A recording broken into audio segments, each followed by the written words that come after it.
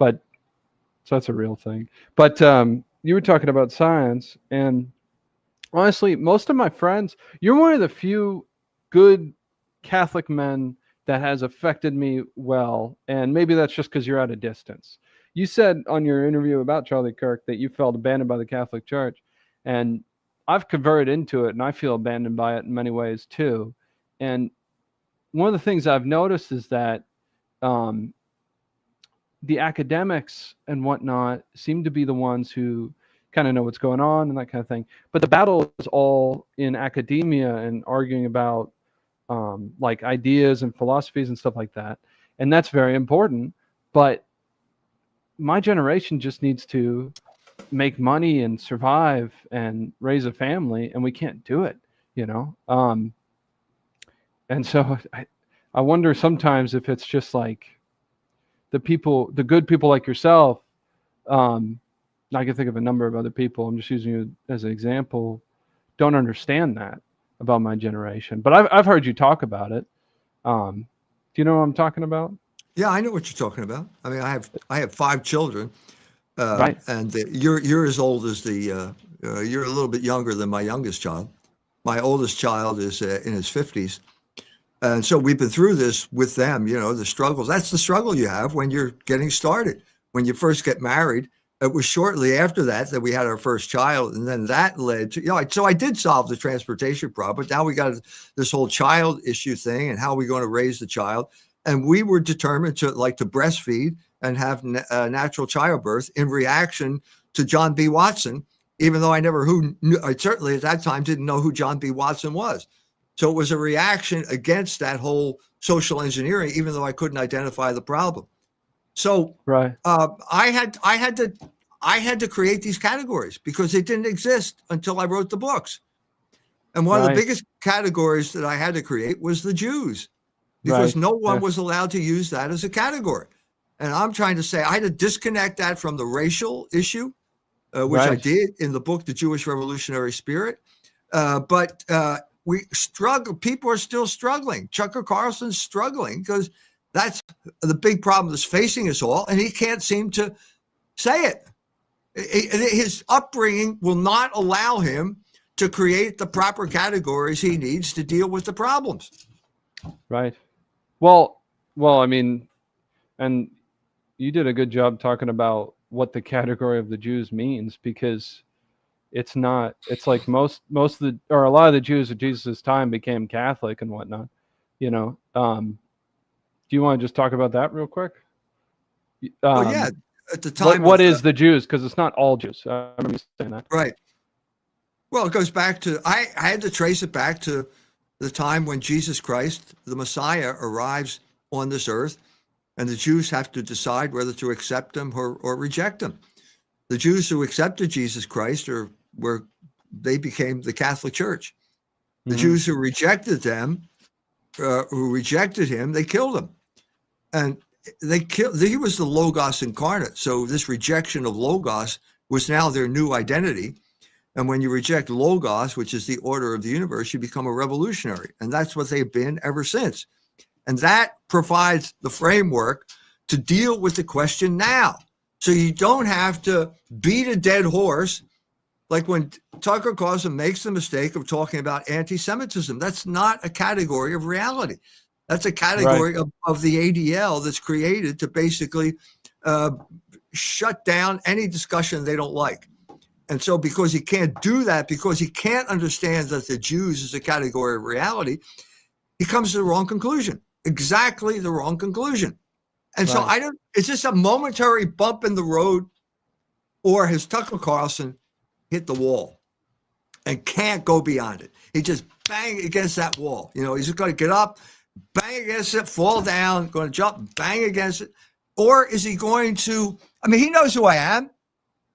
He knows who I am. He knows what I say. A part of my stuff is ending up in his discussions, sort of submerged in a way. Are you going to deal with it? Or are you going to pretend that you can get by simply on your clever use of categories like hummus eaters? You're just being too clever here, Tucker. You're being way too clever. It's not going to work. You have to face reality. and you're going to have to abandon your identity as the Protestant CIA guy.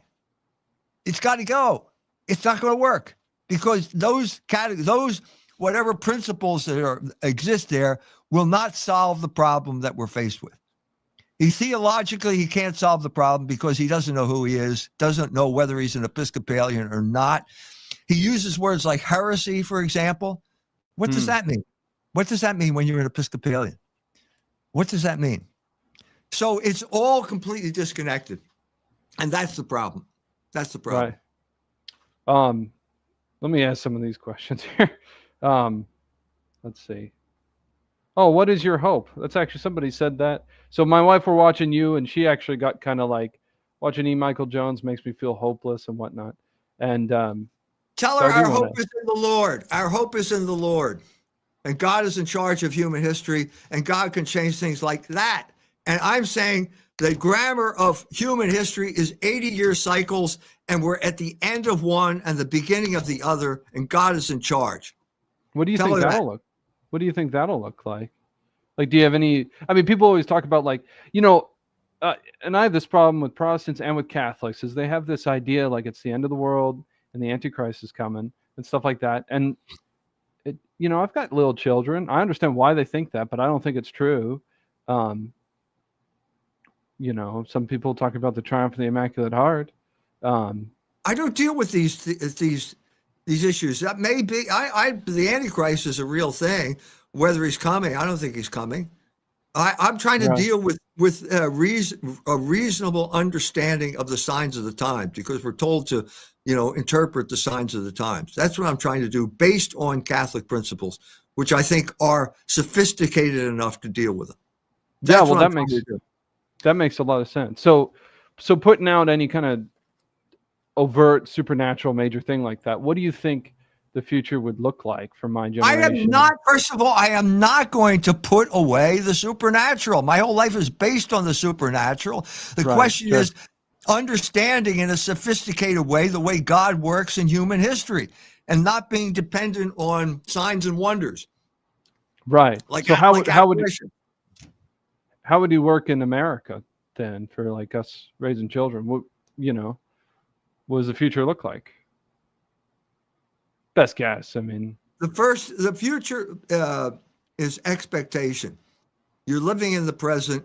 You need to deal with this one day at a time. You have to face whatever crisis, whatever challenge you have, one day at a time, and leave the rest to God.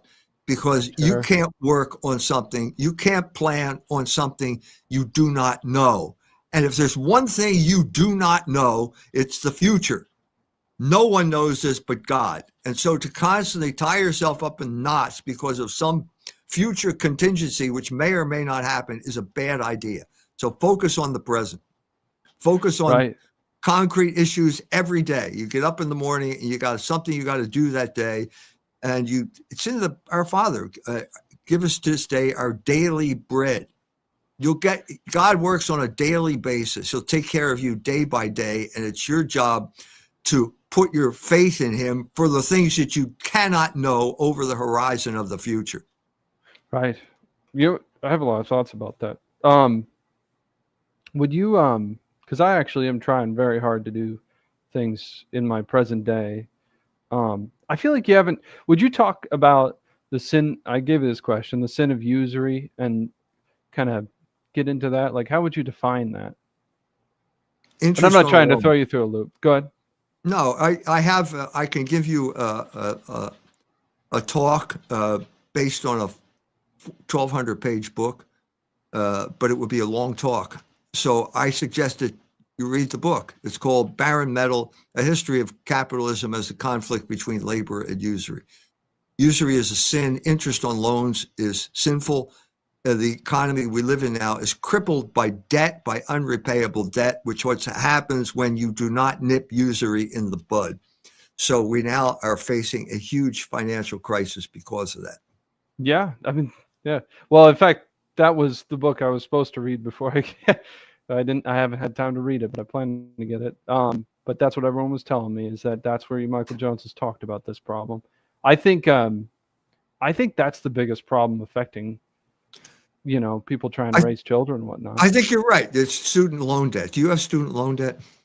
No, nope. I just have a mortgage with Okay. Well, then you're which is lucky not because good, but it's better than student loan debt. That's a really bad thing that's crippling your generation, preventing them from getting married, Yeah. forming families.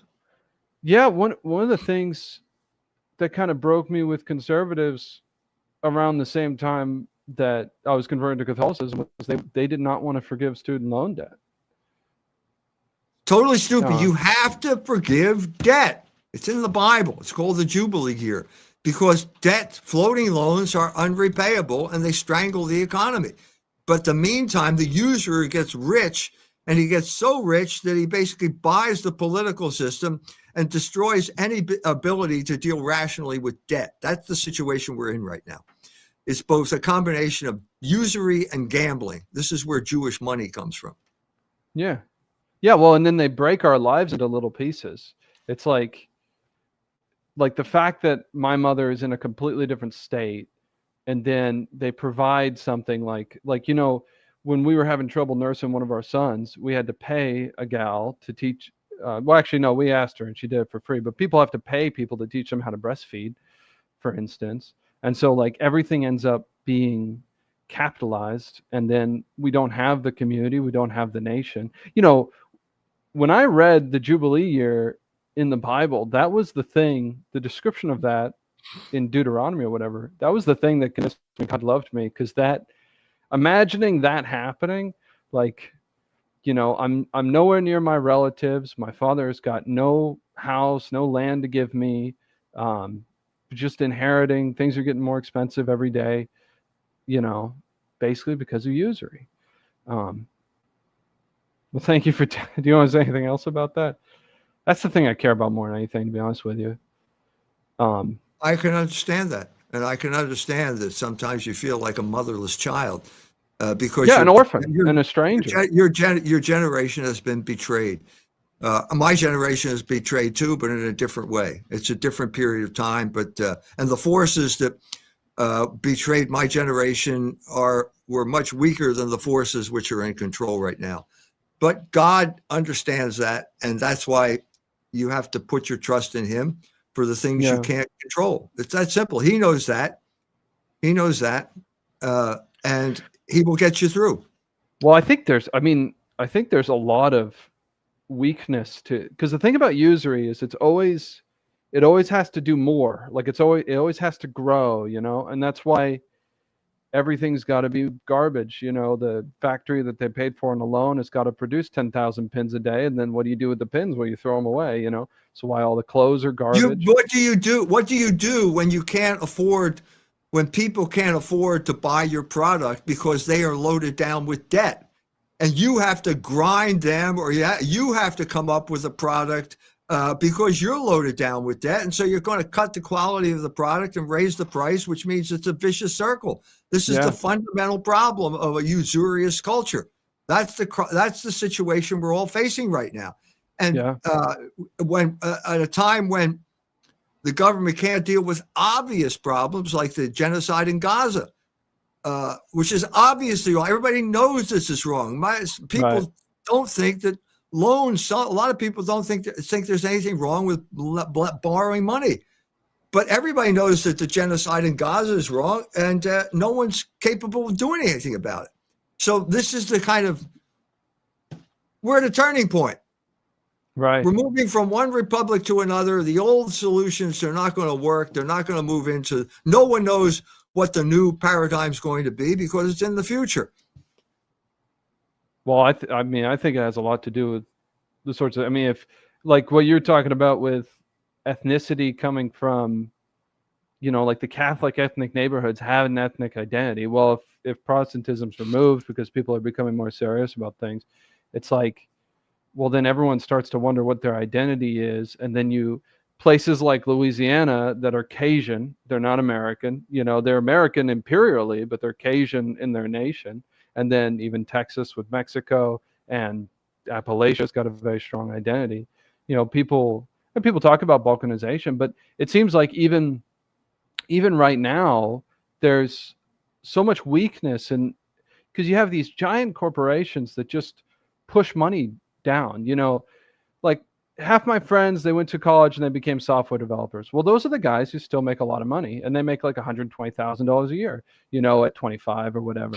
And then they come in and they can have a family, but they go an hour into the city. Well, then they come into to small town because they don't want to live in the city, and they hire their plumbers and stuff like that.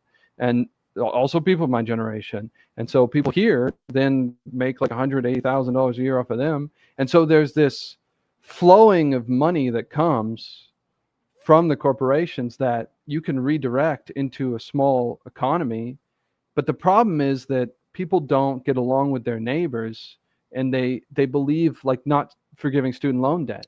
There's this Protestant work ethic of just surviving on your own and independence and whatnot. And I guess that's kind of what I wanted to get your thoughts on is that like the ethical reality of America and conservatism and how people actually act, because the Jews are a very small group of people, you know what I mean? And ultimately, does that make any sense? Yeah, it does. Because that's, as I said, Huntington said Americans are Anglo-Protestants. That was the main source of American identity was Protestantism, and it's disappearing now. It's disappearing now. So now we've got an identity crisis. So what do we do now? Because we don't have a common. The first thing to go after World War II was the shared consensus on sexual morality, because the Jews deliberately undermined it, and they knew what they were doing, because this was the way to gain control over people by manipulating their passions. So now we have a rabbi owning a porn site, and nobody can seem to understand what's going on. That we got to go back to that moral consensus. And if the Protestants can't do it, the Protestants couldn't do it. At the time of the Legion of Decency, they tried to reign in Hollywood, and they couldn't do it. The Catholics had to do it. And so it's another point where the Catholics are going to have to understand who they are and then take charge of this return to moral consensus. And the first obstacle is going to be the Jews and the Israeli genocide in Gaza, because this is a group of people now who feels they can do anything they want with no regard whatsoever to the moral law. That's the fundamental conflict at the beginning of the Fourth Republic, which is right now. It's going to be a conflict between Catholics and Jews over the moral law. Is there a moral law, or is there an ethnic group that gets a pass on all moral laws and is above the moral law and is a kind of master race? And our job is to simply do whatever they want. Since you talked about sexual immorality, can I ask you about, because Catholics held the line on birth control and everything like that. But we have 3 children, and we obviously are struggling to pay for it and that kind of thing. And what I've heard from Catholics is that we should stop having children by practicing NFP, which I know that's a controversial subject, but I figured you don't care much. You're not afraid of controversy. Do you have any thoughts on that mentality? Do you know what I'm talking about with NFP? No one has the right to tell you to stop having children. No one. That's your decision. That's no one else's decision but yours. And if they're saying, my experience, I was subjected to the same type of pressure when I was first married. And when we had a first child, we were really poor, but God provided for us. And that's what you have to say. You're not here to limit your children to stretch your paycheck. That's the completely wrong idea. And if a Catholic is telling you that, they're wrong. That is not the Catholic way. The Catholic way is to welcome children and rely on God to provide for you, because God knows what's in your bank account. He knows what you need, and he will take care of you. And that's been my experience. I've been taken care of at moments when I thought I was, didn't have anything, when I was facing financial ruin, and God intervened at every instance in my life. And we took care of us. We raised 5 children on a very precarious basis, like a magazine. And that's all I can say.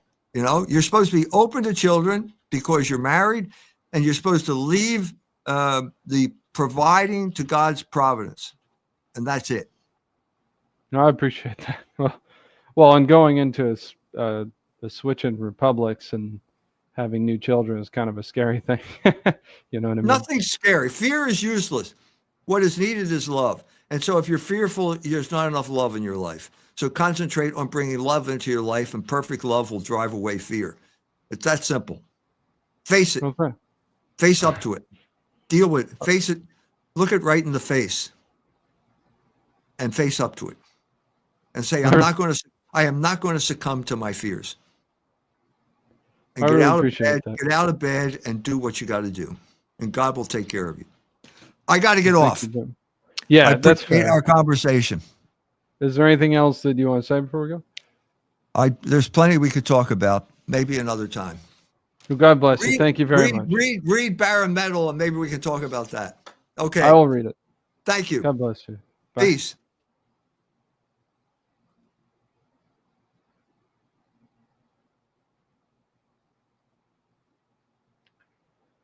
Clicking the buttons that ended.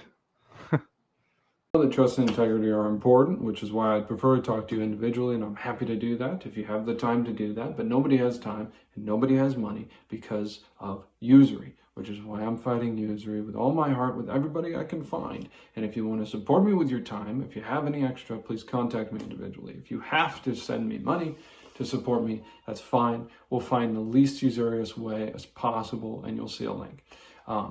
There are 3 ways that we can do this, or there are 3 ways that I'm working on right now. There's one bottom-up approach. I'm talking quickly for the people who don't have time. And that involves creating insular economies, which is what you will find out when you contact me individually with your extra time. That's the most important. I'm doing that locally, and I'm doing that electronically, which is where you come in. The other 2 are top-down. So you can find a user, you can cause him to repent, you can tell him about Jesus Christ, and then he should fix everything. And so we won't suffer as much.